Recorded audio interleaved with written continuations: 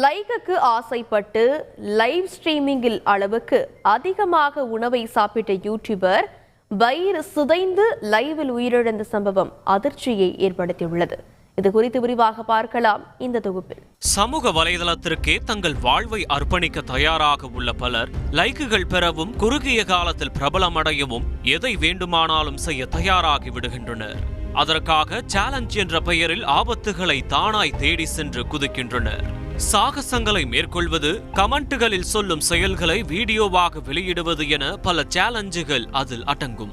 அதிலும் உணவை பிரதானமாக வைத்து செய்யப்படும் சேலஞ்சை மேற்கொள்ள ஆர்வமாயிருக்கும் ஃபுட்டீஸ் பலரும் இப்போது முக்பங் என்ற சேலஞ்சை வெறிக்கொண்டு செய்து வருகின்றனர்.